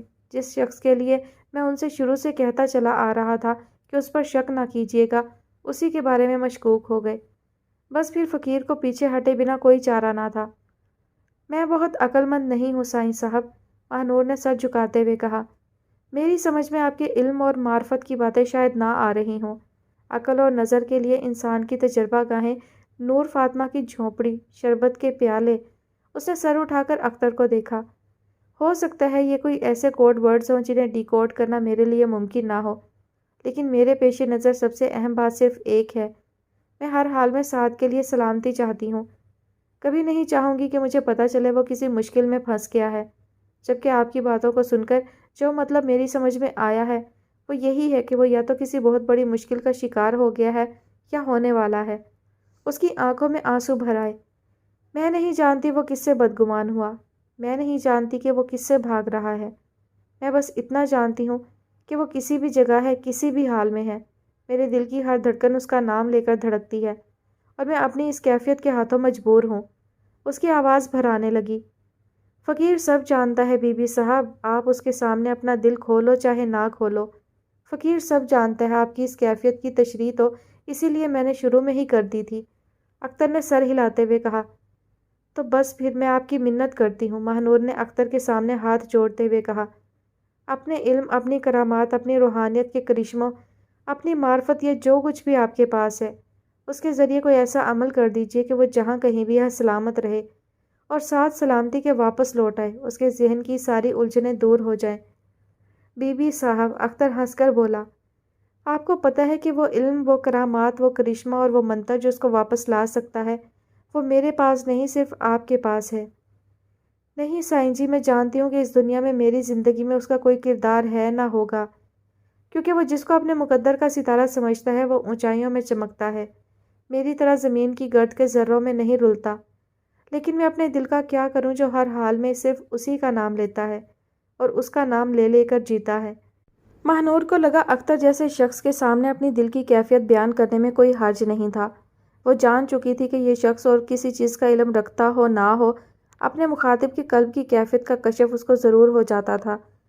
آپ کے اس بے غرض جذبے نے ہی تو ڈھال بننا ہے بی بی صاحب، اختر نے کہا۔ لیکن باؤ صاحب کی تشکیک نے ان کے راستے کے چھوٹے چھوٹے پتھروں کو اکٹھا کر کے جو کوہ گراں ان کے سامنے کھڑا کر دیا ہے، اس کے سامنے ان کی پیش قدمی رک جائے گی۔ وہ رک گئے تو انہیں محسوس ہوگا کہ وہ خود بھی ایک کوہ گراں بن چکے ہیں۔ اس کیفیت سے اس وقت تک چھٹکارا ناممکن ہے جب تک اپنے ذہن کی گتھیوں کو سلجھا نہ لیں۔ آپ اپنے بے غرض جذبے کی مالا جپتی رہیں، بہت ممکن ہے آپ کی یہ تسبیح ہی باؤ صاحب کو دوبارہ اپنے راستے پر واپس لے آئے۔ ماہنور نے بے یقینی سے اختر کی طرف دیکھا، وہ سر ہلاتے ہوئے مسکرا رہا تھا، پھر اس نے آنکھیں بند کر کے گڑگڑی کی نے منہ میں دبا لی۔ استبل کے قریب رکھے سنگی بینچوں میں سے ایک بینچ پر وہ کب سے اکیلا بیٹھا تھا۔ اس کا دوست، اس کا غمگسار محمد رضوان الحق اسی صبح اس سے رخصت ہو کر واپس گیا تھا، اور اس کے جانے کے بعد اس پر تنہائی اور اداسی کی ایک نہ ختم ہونے والی کیفیت طاری تھی۔ اس کی نظروں کے سامنے پہلے زمین کے ایک وسیع خطے میں سفیدے کے اونچے لمبے درخت قطار اندر قطار سر اٹھائے کھڑے تھے، اور ان درختوں سے بغیر ڈنٹھل کے چھوٹے چھوٹے پھمبیری نما پھول ہوا کے سنگ ہلتے اپنی جگہ چھوڑتے نیچے آن گرتے تھے۔ اس کے دیکھتے ہی دیکھتے ایسے ان گنت پھول نیچے گرے اور یہاں وہاں اپنی مخصوص خوشبو بکھیرتے بکھر گئے۔ بندے کا دارو بندہ ہی ہوتا ہے، اس نے ایک لمبے وقفے کے بعد پہلو بدلتے ہوئے سوچا۔ پھل، پھول، جانور، پرندے تو بس دیکھنے کے اور مصروف رہنے کے بہانے ہیں۔ بندہ جانوروں سے اور پھل بوٹوں سے گلہ نہیں کر سکتا۔ سوچتے سوچتے اسے لطیف مالی یاد آ گیا جو پودوں کی کٹائی کرتے ہوئے بیلوں کو دیواروں پر چڑھانے کے لیے ان کے سروں کو باندھتے ہوئے ان سے باتیں کیا کرتا تھا۔ اللہ بخشے چاچا لطیف بڑیاں باتاں کرتا تھا، کہتا تھا یہ پودے، یہ درخت، یہ پتے اور پھول میرے بچے ہیں، میں ان سے اپنے دل کی باتاں کرتا ہوں۔ بڑا قسمت والا تھا، ان سے ہی گلاں باتاں کر کے ویلا ہو جاتا تھا۔ میرے جیسا بندہ تو اپنے ورگا بندہ ہی ڈھونڈتا رہ جاتا ہے دل کی ہواڑ نکالنے کے لیے۔ اس نے اپنی حالت پر افسوس کرتے ہوئے سر ہلایا۔ پر یہ بھی بڑی عجیب گل ہے کہ سارا فارم ہاؤس اللہ خیر صلاح آباد ہے، بندوں کی تو کوئی کمی نہیں ہے ادھر، پر وہ ایک بندہ نہیں ملتا جس کے آگے میں اپنے دل کی ہواڑ پھول سکوں۔ واہ بھائی رضوان الحق، کیا تھا جو 4 دن اور نکال جاتے، میرا دل لگا رہتا، ورنہ باقی کی حیاتی اب میں نے تو بندہ ہی لپتے پھرنا ہے دل کی بات کرنے کے لیے، اس نے افسردگی سے سوچا۔ پر تم بھی کیا کرتے، بندے کے ساتھ پیٹ جو لگا ہوا ہے، اس ظالم پیٹ کے پیچھے بندے کو سنگی ساتھی خوشی غمی سب چھوڑ کر اسے بھرنے کا سامان کرنے، رزق کمانے نکلنا پڑتا ہے۔ اچھا کیا جو تم میرے روکنے پر نہیں رکے، کہیں جو نوکری سے جواب ہو جاتا تو تم کیا کرتے۔ وہ اپنے ذہن کو کسی ایسی سوچ سے بچانے کے لیے جو اسے مزید غمزدہ کرنے کا باعث بن سکتی تھی اوٹ پٹانگ باتیں سوچتا چلا جا رہا تھا۔ اسی دم اسے محسوس ہوا کہ اس کے پیچھے عملتاز کے جھنڈ سے جھڑے خشک پتوں پر چلتا کوئی دم بدم اس کے قریب آ رہا تھا۔ چلو جی، آ گیا ماسٹر کمال، اس نے ان قدموں کی آہٹ سن کر دل میں سوچا۔ ابھی کہے گا کھاری پتر چل جا کر ڈیری کی خبر لے، ساری نسلی مجھے دودھ دینا چھوڑ گئی ہیں، کلیکشن والے شکایت کرتے ہیں، تو چل تھوڑا پیار پوچھا کر، تیرا ہاتھ سے آنتی ہیں آپے سیدھی ہو جائیں گی۔ اس نے ایک بار پھر سر جھٹکا، جیسے کھاری نہ ہو وڈا پیر ہو گیا جس کا ہاتھ پھر گیا تو مجھے آپ سے آپ سیدھی ہو جائیں گی۔ اس کے کان قریب آتے قدموں کی آہٹ پر لگے تھے اور وہ ماسٹر کمال کی آواز کا منتظر تھا، مگر چند لمحوں بعد اسے احساس ہوا کہ وہ جو کوئی بھی عقب سے قریب آ رہا تھا وہ اس کے بالکل ساتھ اسی بینچ پر آ کر بیٹھ گیا تھا۔ لے اب ماسٹر گلاں کر کر کے مجھے مارے گا، ویلا بیٹھ رہتا ہے، کھاری نکما ہو گیا ہے۔ اس کا دل دھڑکنے لگا۔ کیا بات ہے، تم ادھر کیوں بیٹھے ہو، وہ بھی اکیلے؟ میں ہر جگہ تمہیں ڈھونڈتی پھر رہی تھی۔ ماسٹر کمال کی بیٹھی ہوئی آواز کے بجائے ایک مانوس نسوانی آواز اس کے کان میں پڑی۔ سعدیہ بہو، اس نے چونک کر دیکھا اور بدک کر فاصلے پر ہٹ گیا۔ اور تم نے یہ اپنا حلیہ کیا بنایا ہوا ہے کھاری؟ اتنے میلے کپڑے اور یہ ٹوٹی ہوئی چپل، لوگ کیا کہیں گے؟ کھاری کو اپنے کپڑوں کا بھی ہوش نہیں۔ चलो उठो, अपने क्वार्टर में चलते हैं, मैं तुम्हें कपड़े निकाल कर देती हूँ। नहा धोकर कपड़े बदलो, साफ सुथरी टोपी पहनो। अब्बा जी कह रहे थे खारी से आज कहना जुमा पढ़ने ज़रूर आए। पता है आज अब्बा जी के जुमे के खुतबे के लिए मैंने और अम्मा ने खुद उन्हें तैयारी कराई है। चलो अब उठ जाओ, देर ना हो जाए, फिर अब्बा जी नाराज़ होते रहेंगे कि मैंने तुम्हें उनका पैगाम नहीं दिया। वो जैसे कहीं गई ही नहीं थी। वो ऐसे थी जैसे उसके और खारी के दरमियान कोई फासला ही नहीं था। खारी ने बेयकीनी से एक बार सादिया को देखा और एक बार खुद अपने हुलिये पर नज़र डाली। चलो ना, अब उठ जाओ, जमात खड़ी हो जाएगी तो पहुंचोगे क्या? अब्बा जी ने बड़ा सख्त नाराज़ हो जाना है। सादिया ने उसका बाजू पकड़कर उसे खींचकर उठाना चाहा। या किस्मत या नसीब, मोहम्मद रिजवानुल हक ने खारी से रुखसत होते हुए कहा था। किस्मत भी खुल गई भाई रिजवानुल हक, नसीब भी खुल गया। खारी ने उछलते दिल के साथ रिजवानुल हक को तसव्वुर में मुखातिब करते हुए कहा। उसके इर्द गिर्द छाई तन्हाई, मायूसी, सन्नाटा और उदासी यकदम छट गई थी। उसका दिल खुशी की एक अनोखी लहर से सरशार होने लगा था। उसके चेहरे पर सुर्खी फैली और मुस्कुराहट भी। आपने सादिया बहू आने से पहले मैनू बताया ही नहीं, उसने अपनी कैफियत पर काबू पाते हुए कहा। उसका दिल फिर भी बलियों उछल रहा था। कैसे बताती, वो उससे एक कदम आगे चलते हुए बोली। ना तुम्हारे पास कोई फ़ोन था ना मेरे पास। वो जी मैंने तो अपना फ़ोन आपनू दे दिया था, उससे कर लेती मासी स्कीना के फ़ोन पर। खारी चलते चलते रुक गया। मैंने वो फ़ोन फेंक दिया था, वो मुड़कर उसकी तरफ देखते हुए बोली। अब तुम सादा फ़ोन खरीदना जिस पर कोई गाना वाना ना सुना जा सके। अच्छा जी, खारी हैरान रह गया। ठीक है जी, उसने सादतमंदी से सर हिलाया। सादिया अपना रुख सीधा करके एक मरतबा फिर उससे आगे चलने लगी। खारी उसके पीछे चलता हुआ सफ़ेद काटन की सादा शलवार पर आसमानी फूलदार काटन की कमीज़ और सूती दुपट्टे में मलबूस अपनी गैर मुतवक्का तौर पर वापस आई जोजा को देख रहा था, जिसके ज़ाहिर में उसे शादी के बाद वाला कोई पुराना रंग नज़र नहीं आ रहा था। आज लगता है कि ये बहन जी दी बेटी है, उसने सोचा। बदली बदली लगती है, उसे एहसास हुआ। पर जितना भी बदल जाए, जितना भी मर्जी बदल जाए, ये किधरों भी मौली जी की बेटी नहीं लग सकती। बेचारी बहन जी का बड़ा हौसला है। कितने साथ बाहू ते अब्बा जी, कितने मौली जी। बड़ा जिगरा पाया है बहन जी ने, तोबा तोबा। वो अपनी धुन में सोचता आगे बढ़ रहा था। मैंने कहा था ना, ये शख्स कुछ नहीं जानता, महज शोबदेबाज है। महानूर के इब्राहिम ने झोपड़ी से बाहर आने पर तेजी से उसकी तरफ आते हुए कहा। इस बार भी वो अंग्रेजी जुबान में बात कर रहा था। महानूर ने बालके के अलाव से लेकर दूर तक जाती इंसानी कतार को देखा जो अपने सामने सिल्वर की प्लेटें और कटोरे रखे इन हमाक से खाना खाने में मशगूल थी। आज उसने सज्जी के अंदाज का साबत मुर्ग बना रखा है, अधकटी सुर्ख मिर्चों और खटाई वाला, और मैंने इससे लजीज लंगर पहले कभी नहीं खाया। इब्राहिम ने सूती रुमाल से गीले हाथ खुश्क करते हुए उसे बताया। गालिबन वो लंगर खाने से फारिग होकर हाथ धोने के बाद इधर आया था। ये एक नायाब कुक है, मैंने इसे अपने रेस्टोरेंट के किचन में जॉब की ऑफ़र भी कर दी है, उसने एक आंख बंद करते हुए कहा। लेकिन ये नहीं माना, इसे इस्लामाबाद की एलीट क्लास के लिए खाना बनाने से ज़्यादा यहाँ इस उजाड़ बेयाबान में लंगर पकाने में दिलचस्पी है। और तुमने इसे कहा था कि क्या ये आवारा कुत्तों, भेड़ियों और हवा में उड़ती अंधी चमगादड़ों के लिए लंगर पका रहा है? तुम इसका मजाक उड़ा रहे थे इब्राहिम कुछ ही देर पहले। महानूर का लहजा दुरुस्त हुआ। यही तो मैं हैरान हूँ। इब्राहिम ने घूम कर लंगर खाते लोगों की तरफ देखा। मेरे देखते ही देखते न जाने कहाँ कहाँ से लोग इधर आ गए लंगर खाने। आन की आन में इस लड़के का ये रोटियों से भरा चंगेर खाली हो गया। हालांकि ये एक रोटी के 4-4 टुकड़े करके बांट रहा था। और कमाल फ्याजी देखो, एक एक शख्स को आधा आधा मुर्ग बांटा इसने। ये जो साईं है, इसका लगता है जादू बड़े बड़े लोगों पर चलता है। जब ही कोई पोल्ट्री फार्म वाला मुर्गियों से भरी गाड़ी नजराने में दे गया, लगता है साथ भी खूब लुटा है इसके हाथों। अब चलें इब्राहिम, देर हो रही है। महानूर ने इब्राहिम की किसी भी बात से इख्तलाफ करने और अख्तर की वकालत करने का इरादा मुलतवी करते हुए अपना धूप का चश्मा आंखों पर लगाया और गाड़ी की तरफ चलने लगी। अगर आप बुरा ना मनाएं बीबी, तो फ़कीर का लंगर चख ज़रूर लें। यहाँ नहीं खाना चाहती तो साथ ले जाइए। अलाव पर से तवा उतारकर उसे बुझाने में मशगूल बालका महानूर को यूं ही जाता देखकर अपना काम छोड़कर उसकी तरफ लपका। महानूर ने रुककर उसकी तरफ देखा। वो तेज़ी से लपक कर चंगेर पर झुका। थोड़ी देर बाद उसने अखबार के कागज़ में लिपटी आधी रोटी में साबत मुर्ग का निसफ हिस्सा लपेट कर महानूर की तरफ बढ़ाया। बाबू साहब शक का शिकार होते रहे। यहाँ आए तो शरबत के प्याले को देर तक होंठों से लगाए सोचते रहे कि पिए कि ना पिए। महानूर को अख्तर की बात याद आई। उसने ममनून होने के अंदाज में सर हिलाते हुए लंगर में से मिला अपना हिस्सा पकड़ लिया। ATM کارڈ مشین کی درج میں رکھ کر سیمی نے اپنی مطلوبہ رقم کے نمبر دبائے اور ایسا کرتے ہوئے نہ جانے کیوں اس کا دل بری طرح دھڑک رہا تھا۔ اس کے عمل پر مشین نے کوئی رد عمل ظاہر نہیں کیا۔ اوہ، وہی ہوا جس کا مجھے ڈر تھا۔ سیمی کا دماغ گھومنے لگا۔ اسے محسوس ہوا کسی نے یکایک اسے ایک گھر کی 4 دیواری اور ایک چھت تلے کے نرم گرم ماحول سے نکال کر کھلے آسمان تلے بیچ سڑک کے کھڑا کر دیا ہو۔ رہائش، تحفظ، روٹی۔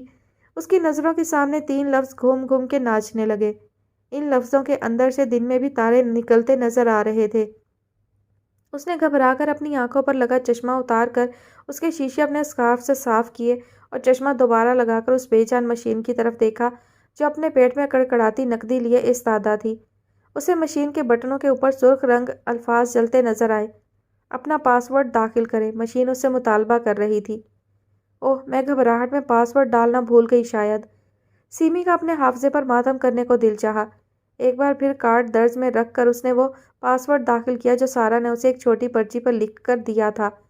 اس سے مطلوبہ رقم داخل کرنے کا مطالبہ کیا جانے لگا۔ مطلوبہ رقم کے بٹن دبانے کے ساتھ ہی مشین نے اپنے پیٹ میں ذخیرہ کڑکڑاتے نوٹوں میں سے سیمی کے مطلوبہ نوٹ اگلے۔ سیمی نے کپکپاتے ہاتھوں سے وہ نوٹ پکڑے۔ اس کا رواں رواں شکر گزاری میں مشغول تھا۔ کارڈ اور مشین سے نکلی رسید نکال کر اس نے رسید آنکھوں سے قریب کرتے ہوئے روشنی کی طرف کیا۔ اس کی نکالی رقم کے منہا ہو جانے کے بعد بھی اکاؤنٹ میں ایک خطیر رقم موجود تھی۔ ہاں، وہ دل والا ہے، اس کے پاس دل ہے اور بہت بڑا دل ہے۔ سیمی جھٹ سے سارا کی ہمنوا ہو گئی۔ اس نے ہاتھ میں پکڑے نوٹ، کارڈ اور رسید سمیت اپنے پرس میں منتقل کر دیے۔ اگلے 2 ماہ تک وہ دونوں اس رقم سے بہت اچھا وقت بغیر کسی پریشانی کے گزار سکتی تھی۔ اس نے کسی لینڈ لیڈی کے انداز میں ATM روم کا دروازہ کھولا اور تمکنت سے چلتی بینک کی حدود سے باہر سڑک پر آ گئی۔ پریشانی کے بھوت اور دن میں ناچتے تارے آنکھوں کے سامنے سے ہٹ چکے تھے۔ سیمی گھر کی 4 دیواری اور ایک چھت تلے کے نرم گرم ماحول میں واپس آ گئی تھی۔ میں تو سب نو کہنا سادیا بہو میری عقل چھوٹی ہے، اس کو چھوٹی چھوٹی باتاں تے سمجھ آ سکتی ہیں لیکن وڈیاں باتاں اے نمانی نہیں سمجھ سکتی۔ جمعے کی نماز سے فارغ ہو کر واپس فارم ہاؤس میں آنے کے بعد کھاری نے سادیا کے سامنے بیٹھتے ہوئے سچائی سے اعتراف کیا۔ تمہاری عقل چھوٹی نہیں ہے کھاری، تم جان بوجھ کر ظاہر کرتے ہو کہ تمہیں کچھ سمجھ نہیں آتا، سادیا نے نیچی آواز میں کہا۔ نہیں سادیا بہو، مجھے سچی بات ہے وڈیاں وڈیاں باتیں سمجھ نہیں آتی، پر پھر بھی میں سمجھدار ہوں کہ آپ نے واپس آنا تھا تو مجھے سنیہا بھجوانا چاہیے تھا، میں آپ نو خود جا کر لے آتا۔ اس وچ تہاڈی بھی عزت تھی، مولی صاحب کی بھی تے بہن جی کی بھی، کھاری نے نرمی سے کہا۔ اور تمہاری؟ سادیا نے سر اٹھا کر اسے دیکھا۔ کیا اس میں تمہاری عزت نہیں تھی؟ میری؟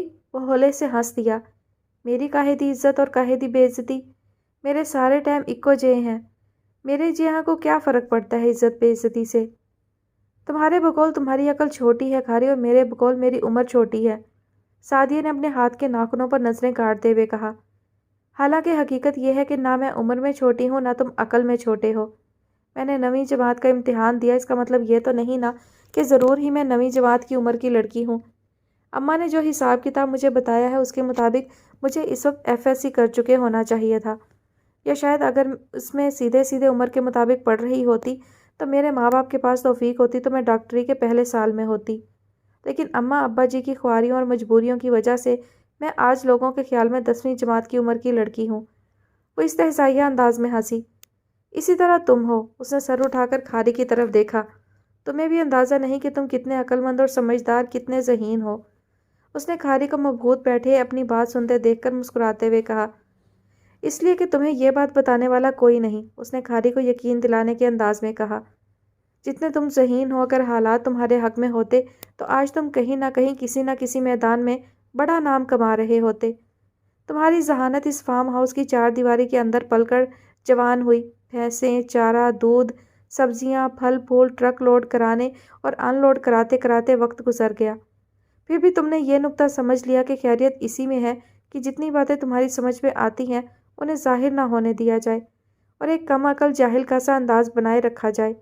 یہ بھی تو، سادیا افسردگی سے مسکرائی، تمہاری ذہانت کی ایک اعلیٰ مثال ہے نا؟ اس نے تائید طلب انداز میں کھاری کی طرف دیکھا۔ او نہیں سادیا بہو، سادیا کے چپ ہونے پر کھاری کی محویت ٹوٹی۔ جب میں اتنی عقل والا ہوتا تو پکا پکا ایک کیوں سمجھ لیتا کہ آپ اب کبھی ادھر واپس نہیں آؤ گے۔ میں نے تہاڈے ساتھ نکاح چودھری صاحب کی زور زبردستی میں آ کر کیا تھا، اس نے سر جھکا کر اعتراف کیا، اور بہن جی کے جوڑے ہاتھ کھولنے کے لیے بھی۔ اس نے سر اٹھا کر سعدیہ کی طرف دیکھا۔ جی یہ دونوں میرے ساتھ یہ بات انج نہ کرتے تو آپ لکھ ترلے ڈال کر دیکھ لیتی، میں نے کدی نہیں ماننا تھا۔ اس نے سعدیہ کی اس خوش فہمی کو ہوا میں اڑایا جس کے مطابق کھاری سعدیہ کی ڈرامائی اپیلوں کی وجہ سے نکاح سے انکار نہیں کر سکا تھا۔ میرے تے چودھری صاحب تے بہن جی کا بڑا احسان ہے سعدیہ باؤ، ایک نے مینوں زندگی دی الف بے پڑھائی تے دوسرے نے کتاب دا علم دیتا، میں ان دونوں کی گل نہیں موڑ سکتا تھا۔ پر جب نکاح ہو گیا تے مولی جی کے نکاح دے خطبے دی سمجھ آپ کے جانے کے بعد آئی۔ نکاح دے دو بول دو بندوں کے دل جوڑ دیتے ہیں، بھاویں وہ اس سے پہلے ساری عمر کدی ملے بھی نہ ہو۔ آپ بہن جی تے پاس چلے گئے، مینوں پتا تھا بہن جی آپ نوں وہ ساریاں باتاں بتائیں گی جو انہوں نے مجھے بتائی تھی۔ مجھے پکا یقین ہو گیا تھا آپ وہ باتاں سن کے مڑ کر واپس نہیں آؤ گے۔ آپ شناخت لبنے کے لیے نکاح کرانے پر تیار ہو گئے تھے۔ شناخت آپ کو بہن جی کی باتوں میں مل جانی تھی۔ شناختی کارڈ تو آپ کا ادھر ہی اڑتا پھرتا تھا، آپ نوں پتہ نہیں تھا۔ میں نے پکا سوچ لیا تھا جب آپ نوں پتہ چل جائے گا کہ آپ کون ہو تو پھر ماڑے غریب افتخار احمد ولد نامعلوم کی زوجہ بن کر کس نے حیاتی ضائع کرنی ہے اپنی۔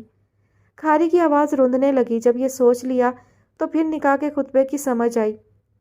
نکاح کے دو بولوں نے آپ سے میرا جو تعلق جوڑا تھا اس سے ہی مجھے پتہ چلا تھا کہ کوئی اپنا ہو تو کیویں دا محسوس ہوتا ہے۔ آپ نال میرا رشتہ قانونی بن گیا تھا۔ آپ گاؤن سننے فیشن کرنے دے شوقین بن گئے تھے۔ میرا بھی دل کیتا میں شوق پورے کرنے دے قابل ہو جاؤں، پر اجے اکھوں میں سپنے اترے ہی تھے کہ آپ نے بہن جی دا درد سن لیا۔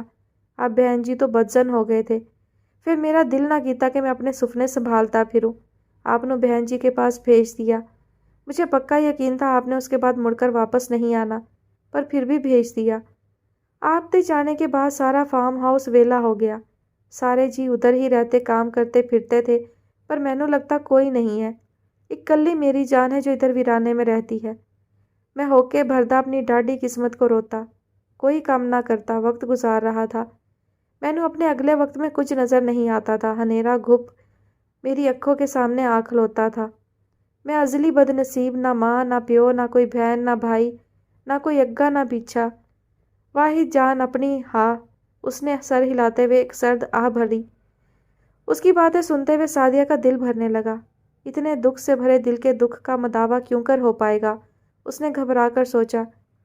جے میں اتنی عقل رکھتا ہوتا سعدیہ باؤ جتنی وڈی آپ میری بتاتے ہو تو آس تو نہ چھوڑتا، ہوکے تو نہ بھرتا، بھائی رضوان الحق کو ایسپیرس فون کر کے یہاں بلا کر اپنے رونے تو نہ سناتا، بیچارہ سارے کام کاج چھڑ کر میرے پیچھے بھاگا چلا آیا۔ کھاری نے افسردگی سے سر ہلایا۔ بس ثابت ہو گیا نا کہ میں کم عقلا تے انا ہوں، اس نے سعدیہ کی طرف دیکھا۔ تمہارے لیے یہ صورتحال ہی ایسی تھی کھاری کہ تم اس کے علاوہ اور کچھ کر بھی نہیں سکتے تھے۔ سعدیہ نے اسے تسلی دینے کی کمزور سی کوشش کی۔ میں دیکھو کتنی بے وقوف ہوں، اماں مجھ سے کہتی رہیں کھاری کو پیغام بھیجو آ کر مل جائے، میں نے فون پیچھے کھیتوں میں پھینک دیا، تمہیں پیغام کیسے دیتی؟ مگر نہیں، اس نے نفی میں سر ہلایا۔ دے دیتی تو تم اس مشقت سے بچ جاتے۔ چلو جو بھی گل بات ہے، کھاری نے اپنے چہرے کو دونوں ہاتھوں میں کچھ دیر چھپا لینے کے بعد ہاتھ چہرے پر پھیرتے ہوئے کہا، سچی گل تو ابھی بھی یہ ہے سعدیہ باؤ، میں کسی طرح بھی آپ دے قابل نہیں، میں بے حیثیتہ بے شناختہ بندہ تے کسی دے بھی قابل نہیں۔ آپ تو سعدیہ باؤ ہو، بہن جی دی بیٹی، آپ دے تو میں کسی طرح بھی قابل نہیں۔ ہاں اب لگ رہا ہے جیسے واقعی تم نے عقل گھاس چرنے کے لیے بھیج دی ہے، سعدیہ مسکرائی۔ کھاری نے حیرت سے اس کی طرف دیکھا۔ خود کہتے ہو نکاح کے دو بولوں میں واقعی بڑی تاثیر ہوتی ہے اور خود ہی اس کو جھٹلانے پر اتر آئے ہو۔ میاں بیوی کے رشتے میں حیثیت اور شناخت کا کیا دخل ہے پاگل؟ نکاح کے دو بول میاں بیوی کی ازدواجی حیثیت ایک برابر کر دیتے ہیں۔ سعدیہ آپا رابعہ کی زبان بولنے لگی تھی۔ اتنے دن ان کے ساتھ ماضی کی کتابوں کے اوراق الٹتے گزرے تھے، زبان پر اثر کیسے نہ ہوتا؟ اور پھر تم کیسے بے عقل ہو، میراثیوں کے سرپنچ کی نواسی کو اپنے سے بڑھ کر حیثیت دار سمجھتے ہو؟ وہ ہنسی۔ آپ نوں اندازہ ہے سعدیہ باؤ بہن جی اور مولی صاحب آپ کی جان سنبھال کے کدھر کدھر خجل خوار ہوتے رہے؟ کھاری نے کہا، میرے تو جو اپنے تھے اگر کوئی تھے وہ مجھے بس سٹاپ پر پھینک گئے، چاہے ادھر مینوں بلیاں کھاتی کہ کتے پھاڑتے، ان کی جان تے چھٹ گئی نا میرے سے، بس یہی فرق ہے حیثیت کا سعدیہ باؤ۔ بہن جی اور مولی صاحب آپ نوں جان سے لگائے خون دی وگدی نہر پار کر آئے اور مینوں کتے بلیوں دے اگے ڈال دیا گیا۔ باقی کسی دی جد کیا ہے تے نسل کون سی ہے اس نال کوئی فرق نہیں پڑتا، فرق بس اس حیثیت نال پڑتا ہے کہ بندہ کسی کے واسطے کتنا لازمی ہے۔ تم نے اماں کی کہانی غور سے سنی ہوتی تو یہ گلا بھی دل میں نہ پالتے، سعدیہ نے کہا۔ کتنے حیثیت والے ہوں گے وہ؟ میں نے تو خیر نہ دیکھا ہے نہ جانتی ہوں، بس سنا ہی ہے۔ تم نے تو دیکھا بھی ہے، سنا ہے سب کچھ کہ مالک ہونے کے باوجود کوئی سکون نہیں انہیں، در بدر بھٹکتے پھرتے ہیں سعد صاحب، اسے پانے کے لیے جو ایک چیز انہیں نہیں ملی۔ اللہ سے خیر مانگو کھاری، اللہ اپنی جناب سے اور کچھ دے نہ دے دل کا سکون ضرور عطا کرے۔ او آہو میں تے بڑا چنگا ہوتا تھا۔ سعدیہ کے لہجے اور انداز کی سادگی نے کھاری کو پرانی جون میں واپس لا کھڑا کیا۔ بڑے سکون دی نیندر سوتا تھا، بڑے آرام سکون امن امان کے نال دہاڑیاں گزارتا تھا، نہ کوئی فکر نہ فاقہ۔ پر یہ جو بیچ میں وڈے وڈے کنفیوژن ہو گئے تو میں بوتر گیا۔ لو دسو بھلا کھاری قریب کی اتنی اوقات ہے کہ کنفیوژن بھی آئے اور وہ سلامت بھی رہے؟ اچھا تو پھر آپ بتاؤ اب کیا حال ہے، کنفیوژن ختم ہوا کہ ابھی بھی ہے؟ سعدیہ نے کہا۔ پہلے آپ بتاؤ، آپ سچی مچی واپس آ گئے ہو؟ کھاری نے اس کی آنکھوں میں آنکھیں ڈال کر پوچھا۔ ہاں بالکل۔ ہن مڑ کے تے نہ جاؤ گے نا؟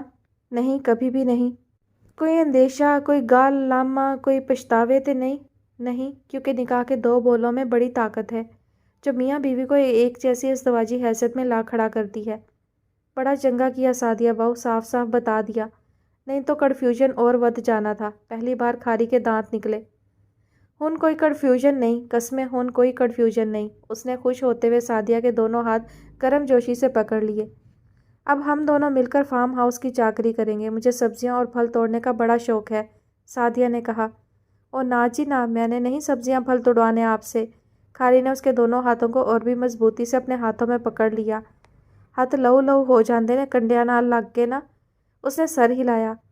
چاکری میں کراں گا، تسی بس پڑھائی کرو، جتنا دل کردا ہے پڑھو، وہ لگاوٹ سے بولا۔ سعدیہ مسکرا دی۔ تم ابھی تک کنوارے کیوں ہو؟ تم نے شادی کیوں نہیں کی؟ وطن زادے نے اپنے نئے دوست کے اس سوال پر گردن موڑ کر اس کی طرف دیکھا اور مسکرا دیا۔ اگر یہی سوال میں تم سے کروں تو؟ اس نے اپنی مسکراہٹ ہونٹوں تلے دباتے ہوئے کہا۔ پہلے سوال کرنے والے کو جواب پہلے، اس کے دوست نے آنکھیں میچتے ہوئے جواب دیا۔ میں بھی تمہارے سوال کا جواب ضرور دوں گا، تم فکر مت کرو، لیکن پہلے تم بتاؤ۔ وہ دونوں بریک کے بریک ہالیڈے کاٹیج کے عقبی لان میں بیٹھے تھے۔ اسکی ڈائیونگ کے لیے ڈرہم میں گزارنے والے وقت کے لیے اس کاٹیج کا انتخاب سعد سلطان نے یہاں آنے سے پہلے کیا تھا، اور وطن زادے سے اسٹین ہوپ کے کیفے میں ملاقات کے دوران اس نے اس کا ذکر وطن زادے سے کیا تھا۔ وطن زادے کو سعد سلطان کا یہ انتخاب پسند آیا تھا اور اب وہ بھی اس کے ساتھ اس کاٹیج میں ٹھہرا ہوا تھا۔ یہ کاٹیج 200 سال پرانے اسٹین ہوپ محل کی شکار گاہ کے لاؤنج میں بنایا گیا تھا۔ وطن زادے کو اس کاٹیج کے انتخاب میں سعد سلطان کے مزاج کی جھلک نظر آتی تھی۔ یہ شخص قدامت پسند ہے اور اسے فنون لطیفہ میں دلچسپی ہے۔ اس نے بریک کے بریک ہالیڈے کاٹیج کا نام سننے کے بعد سوچا تھا اور یہاں آ کر اس سنگی کاٹیج کے اندرونی طرز تعمیر، اس کی لکڑی کی چھتوں، اینگل لک آتش دانوں، سجاوٹی نوادرات اور قدیم طرز کے کھڑکیوں اور دروازوں کو دیکھ کر اس سے سعد کے مزاج کے بارے میں قیافے کو مزید تقویت ملی تھی۔ وہ پچھلے 2 دن سے اکٹھے یہاں رہ رہے تھے۔ وطن زادے کو پاکستان کے بارے میں کچھ علم نہیں تھا۔ سعد نے اسے انٹرنیٹ کے ذریعے نہ صرف پاکستان بلکہ ایران کی بھی سیر کرا دی تھی۔ وطن زادے کو اپنی زندگی میں ملنے والا یہ پہلا پاکستانی خاصا اچھا لگا تھا۔ ہاں تمہیں زندگی کے بہت سے موضوعات پر عبور حاصل ہے۔ تم سے ملنے کے بعد مجھے ایسا لگ رہا ہے جیسے میں اب تک کنویں کے مینڈک سی زندگی گزارتا رہا ہوں۔ میرے ساتھ رہو گے تو یوں ہی عیش کرو گے، جواب میں کسرے نفسی سے کام لینے کی بجائے اس نے وطن زادے کو آنکھ مارتے ہوئے کہا تھا۔ ویسے مجھے ایسا کیوں لگ رہا ہے کہ سکینگ کا صرف بہانہ ہے، دراصل تم صرف اس بریک کے بریک کاٹیج میں رہنے کے لیے ویرڈیل آئے ہو۔ وطن زادے نے 2 دن اس کے سکینگ ریزورٹ جانے کی بجائے اس گاؤں میں ادھر ادھر گھومتے پھرتے رہنے پر اسے مذاق سے کہا تھا۔ پینائنز کے مشرقی حصے میں واقع ویرڈیل میں آ کر قیام کرنے کا اصل مقصد اس موسم میں کیا کوئی اور بھی ہو سکتا ہے سوائے ویرڈیل سکی کلب کے سیزن کا مزہ لوٹنے کے؟ جواب میں وہ مسکرا کر بولا تھا، یہ 2 دن تو میں نے صرف اپنے ہاتھ اور بازو کھولنے میں گزارے ہیں۔ لیکن تم نے میرے سوال کا جواب گول کر دیا۔ پھر وہ وطن زادے کے سامنے آ کر کھڑا ہو گیا۔ بتاؤ تم نے ابھی تک شادی کیوں نہیں کی؟ عورت کی وجہ سے، وطن زادے نے کچھ دیر سوچتے رہنے کے بعد جواب دیا۔ امریکن عورت جو ناقابل اعتبار ہے، اور ایرانی عورت، اس نے اپنے سامنے کھڑے سعد سلطان کی طرف دیکھا، جو کہ امریکن عورت کی طرح ہی ناقابل اعتبار ہے۔ اس نے اپنی بات مکمل کرتے ہوئے کہا، تم امریکن عورت کو چاہے جو مرضی کہو لیکن ایرانی عورت پر لعنت مت بھیجو، کیونکہ وہ تو پھولوں کے دیس کی بازی ہے جس کے وجود سے پھولوں کی خوشبو آتی ہے، پراسرار مشرق کے پراسرار پھولوں کی خوشبو۔ جواب میں وہ یکدم بلند آواز میں بولا، مجھے علم نہیں، بدن زادے نے سر ہلاتے ہوئے کہا، میں ایرانی عورت سے صرف اپنی ماں، بہنوں، نانی، دادی اور ایک پھوپھی کی حد تک واقف ہوں۔ یہ 6 عورتیں خالص ایرانی تھیں، ان کی اگلی نسلیں مخلوط ہو چکی ہیں، اور یہ 6 کی 6 خالص عورتیں بھی امریکی عورتوں کی طرح ہی تھیں، ناقابل اعتبار، بے وفا، ناقابل بھروسہ۔ پھر مجھے کہنا چاہیے کہ تمہارا تجربہ اور مشاہدہ بہت محدود ہے، نہ ہونے کے برابر۔ جواب میں وہ شانے اچکا کر بولا، ہاں وہ تو ہے، تم سے مل کر مجھے بھی ایسا ہی لگ رہا ہے۔ وڈن زادے نے سچائی سے اعتراف کیا، اس لیے میں تمہیں اجازت نہیں دوں گا کہ تم ایرانی عورتوں پر لعنت بھیجو۔ وہ قطعیت سے بولا، چلو ٹھیک ہے، میں انہیں کچھ نہیں کہتا۔ وڈن زادہ صلح جویانہ انداز میں بولا، ویسے یہ ہے کہ میں آج کل کے حالات میں ایرانی قوم کے بے لچک رویے پر خوش بھی ہوتا ہوں، چاہے کوئی اسے اس ملک کی ضد کہے، ہٹ دھرمی کہے، مگر یہ ایک قوم کا موقف ہے، خواہ وہ ضد ہو یا ہٹ دھرمی۔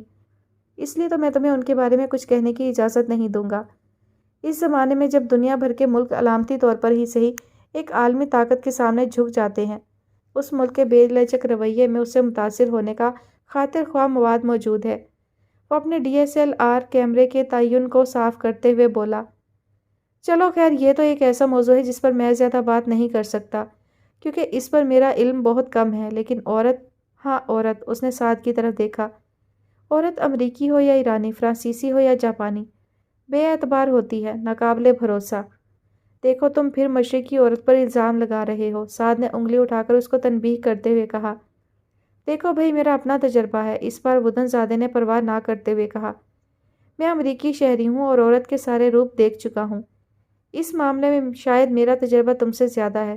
تم جو ایک جدید پاکستانی دکھتے ہو مگر شراب نہیں پیتے ہو، 1، 2 یا 10 عورتوں کے تجربے کو تم سب پر لیبل نہیں کر سکتے۔ سعد نے سر جھٹکتے ہوئے کہا، جو بھی ہے، وڈن زادے نے پہلو بدلتے ہوئے جواب دیا، میرے تجربوں کی روشنی میں میں ایسا ہی ہوں اور ایسا ہی رہنا چاہتا ہوں۔ عورت سے شادی کرنے کی کیا ضرورت ہے؟ وہ کون سا گھر بناتی اور بچے سنبھالتی ہے؟ ہر 6 ماہ کے بعد 10 گھر ٹوٹتے اور بکھرتے ہیں۔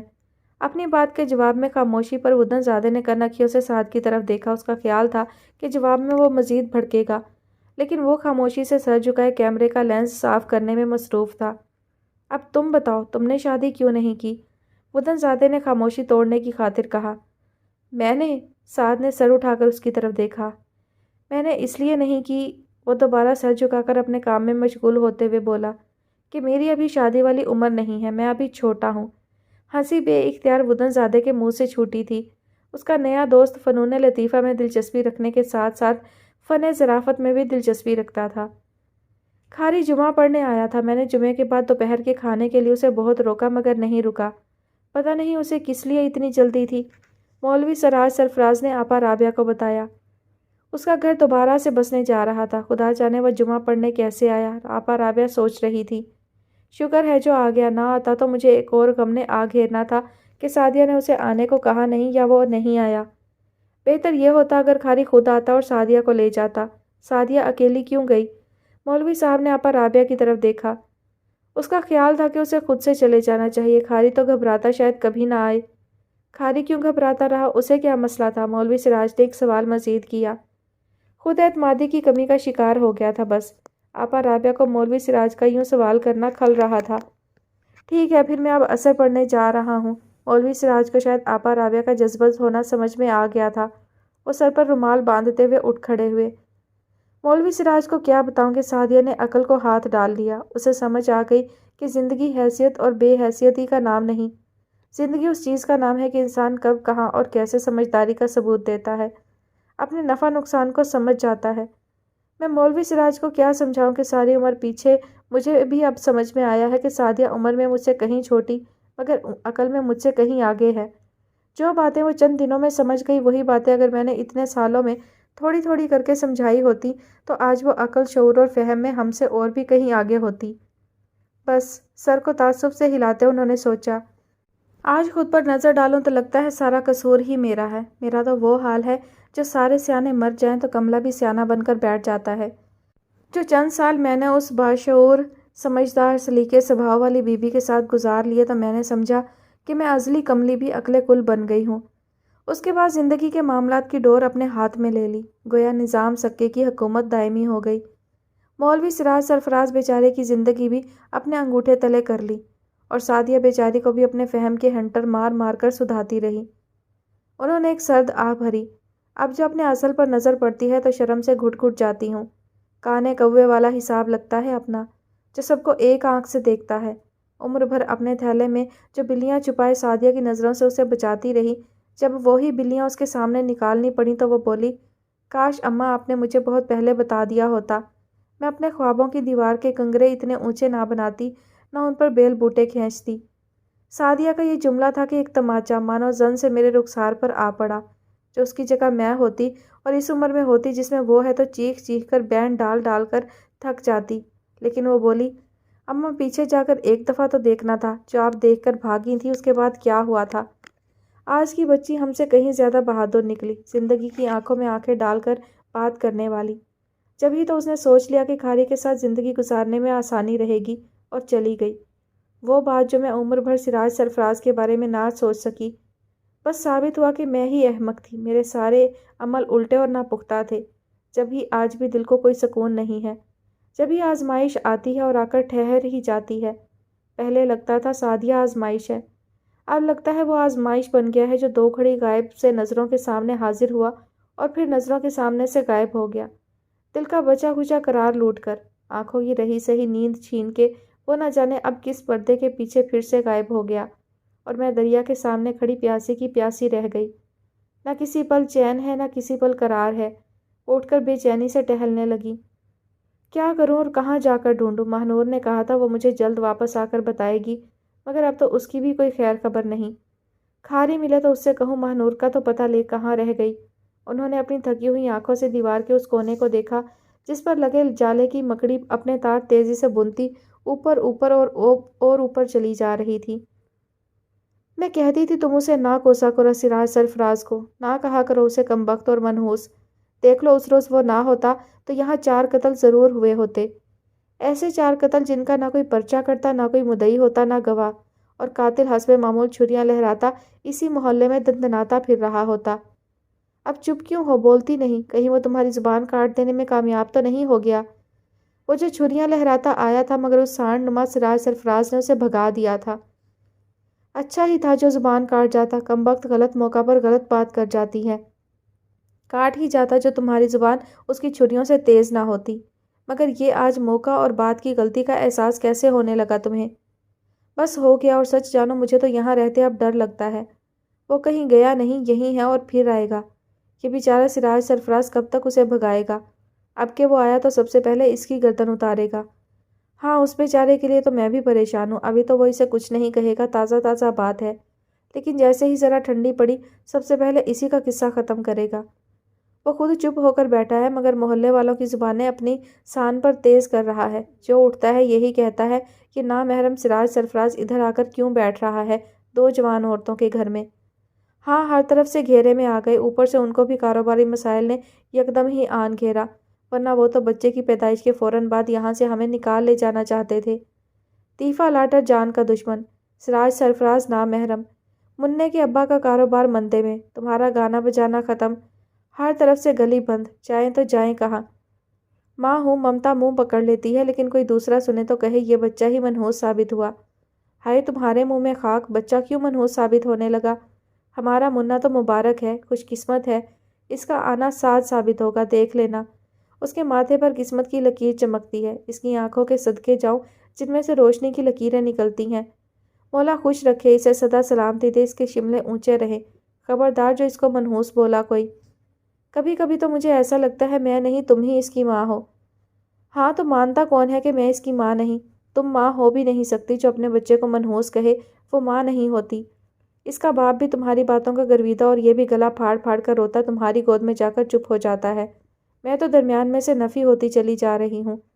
کوئی نفی وفی نہیں ہو رہی، بس حالات اور کام دھندے کی مار سے سٹپٹا گئی ہو۔ سب ٹھیک ہو جائے گا انشاءاللہ، سب ٹھیک ہو جائے گا۔ وہ تو ٹھیک ہوتے ہوتے ہوگا، اب اس سراج سرفراز کا کیا کرے جو آج صبح کہہ رہا تھا بی بی جی محلے میں نکلتا ہوں تو لوگوں کی باتیں کہیں کھڑا نہیں ہونے دیتی۔ آپ کو اکیلے چھوڑ دینے کو جی نہیں مانتا مگر یہاں رہ بھی نہیں پاؤں گا۔ ہو سکے تو مجھے اجازت دیں میں کہیں اور ٹھکانہ کر لوں۔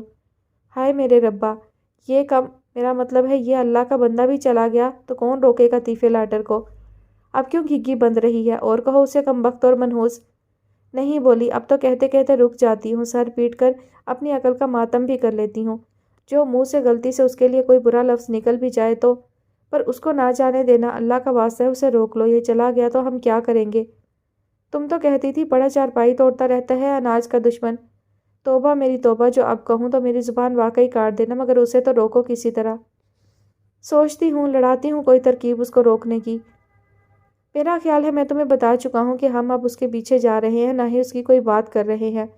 بلال سلطان کا لہجہ اور بات ابراہیم کے لیے حوصلہ افزا ہرگز نہیں تھی۔ لیکن انکل میں نے بتایا نا کہ یہ لڑکی تو ویسے ہی آپ سے ملنا چاہتی ہے۔ اس نے منمنا کر ایک کوشش مزید کرنا چاہی۔ تمہارا کیا خیال ہے میں بہت فارغ ہوں جو جب کوئی مجھ سے ملنا چاہے میں اسے ملنے کے لیے اویلیبل ہو جاؤں؟ وہ سخت اور خشک لہجے میں بولے۔ نہیں ہرگز نہیں انکل، میں جانتا ہوں کہ آپ بہت مصروف رہتے ہیں، ابراہیم نے زبان پھیر کر اپنے خشک ہونٹوں کو تر کرتے ہوئے کہا۔ لیکن کیا ہے کہ اسے میں اپنے مان پر لایا تھا، اس نے ایک جذباتی وار کھیلنے کی کوشش کی۔ میں نے ہی اسے یقین دلایا تھا کہ انکل میری بات کو اون کرتے ہیں کیونکہ مجھے وہ اپنے بیٹے جیسا ہی سمجھتے ہیں۔ خیر ایسی حماقت تو میرے بیٹے نے بھی کبھی نہیں کی، میرے بیہاف پر کسی کو امید دلانے کی حماقت۔ وہ بے لچک انداز میں بولے۔ لیکن تم، انہوں نے آنکھ اٹھا کر ابراہیم کی طرف دیکھا، تمہیں اس بات کا مارجن دیا جا سکتا ہے کہ تم جن پہلوانوں کی اولاد ہو وہ دماغ کی بجائے معدے سے سوچنے کی جبلت جینس میں پرو کر تمہیں ورثے میں دے گئے ہیں، تمہارا بھی کوئی قصور نہیں۔ جی آپ نے ٹھیک کہا۔ ابراہیم مارجن ملنے کی خبر سن کر اس بات سے متفق ہونے پر بھی تیار ہو گیا۔ وہ ماہنور کو بلال سلطان سے ملوانے اچانک لے آیا تھا، نہ اس نے ان کو پیش کی اطلاع دی تھی، نہ ان سے ملاقات کا وقت اور اجازت مانگی تھی، اور اب یہی غلطی اس کے لیے مہنگی ثابت ہو رہی تھی۔ وہ ماہنور سے شرمندہ ہونا چاہتا تھا اور نہ ہی یہ چاہتا تھا کہ ماہنور اور بلال سلطان کی ملاقات ہونے سے رہ جائے۔ میرے پاس لنچ بریک کے صرف 20 منٹ ہے اور 20 منٹ کا مطلب ہوتا ہے 20 منٹ، یعنی 1200 سیکنڈز۔ میں اپنا لنچ تمہاری حماقت کے سامنے سیکریفائز کر سکتا ہوں، کیونکہ تم نے ٹھیک کہا، تم مجھے اسی طرح عزیز ہو جیسے کوئی بیٹا اپنے باپ کو ہو سکتا ہے۔ چند لمحوں کے توقف کے بعد انہوں نے کہا۔ جی انکل، ابراہیم کی باتیں کھل گئی۔ جی بالکل ٹھیک، میں ابھی اسے بتا کر آتا ہوں۔ وہ تیزی سے اٹھا اور باہر کی طرف چلا۔ شرمندگی سے بچ جانے کی خوشی اور 20 منٹ یعنی 1200 سیکنڈز کے اعلان کے دباؤ میں وہ باہر نکلتے نکلتے پہلے ایک چھوٹی تپائی اور پھر صوفے کی ٹانگ سے بری طرح ٹکرایا۔ ماہنور کو بلال سلطان کے وقت اور اصول کے متعلق بتا کر اسے ان کے پاس بھیجنے کے بعد وہ کتنی ہی دیر اپنی چوٹ کھائی ٹانگ اور بند جوتے کے اندر سے پاؤں نکال کر انگوٹھے کا زخم سہلاتا رہا تھا۔ میرا نام ماہنور ہے اور میں لاہور میں رہتی ہوں۔ لاہور میں رہتی ہو تو یہاں اسلام آباد میں کیا کر رہی ہو؟ میں یہاں آپ کے بیٹے سعد سلطان سے ملنے آئی تھی، پتہ چلا کہ وہ تو یہاں نہیں ہے تو سوچا آپ سے مل لوں۔ سعد سے کس سلسلے میں ملنے آئی تھی؟ اور میں بتاتا چلوں کہ میں سعد سلطان کا باپ ضرور ہوں لیکن اس کا متبادل ہرگز ثابت نہ ہو سکوں گا۔ میں آپ کو اس کا متبادل سمجھ بھی نہیں رہی۔ میں تو آپ سے اس لیے ملنے آئی ہوں کہ مجھے آپ سے ملنا تھا، آپ کو بتانا تھا کہ یہاں سے خاصے فاصلے پر لاہور سے آگے ایک گاؤں میں ایک خاتون رہتی ہیں جو آپ کو خوب اچھی طرح جانتی ہیں، نہ صرف جانتی ہیں بلکہ آپ کے ذکر پر تڑپ تڑپ کر روتی بھی ہیں۔ بلیک میلنگ ہتھ کنڈے، انہوں نے ابرو چڑھا کر ماہنور کی طرف دیکھا۔ نہیں چلیں گے، ایک کاروباری انسان ہونے کی حیثیت سے میں ان کا عادی بھی ہوں اور ان سے نمٹنا بھی جانتا ہوں۔ نہیں، میں آپ کو بلیک میل کرنے نہیں آئی، نہ ہی وہ خاتون کبھی ایسا چاہیں گی جو آپ کو جانتی بھی ہیں اور آپ کا ذکر سن کر تڑپ تڑپ کر روتی ہیں اور جن کا نام رابعہ ہے، مولوی سراج سرفراز کی زوجہ رابعہ، جو گاؤں میں بہن جی کے نام سے بلائی جاتی ہیں۔ مسلسل حرکت کرتی ریوالونگ چیئر ساکت ہوئی اور اس پر بیٹھے شخص کے چہرے کا رنگ لمحہ بھر کے لیے بدل گیا۔ کمرے میں خاموشی چھا چکی تھی اور وال کلاک کی ٹک ٹک کے سوا کوئی آواز سنائی نہیں دے رہی تھی۔ 10 20 25 30 1 گھنٹہ 2 گھنٹے اور ان کے آگے نہ جانے کتنے ہی اور منٹ بھی گزر گئے، بلال سلطان اور ماہنور کی ملاقات ختم ہونے میں نہیں آئی۔ باہر بیٹھا ابراہیم منتظر نظروں سے اس کمرے کے بند دروازے کے کھلنے کا انتظار کر رہا تھا جس میں وہ دونوں بیٹھے تھے، اور اس کا ذہن یہ سوچ سوچ کر گھومنے لگا تھا کہ بلال سلطان کی لنچ بریک ختم کیوں نہیں ہو رہی تھی۔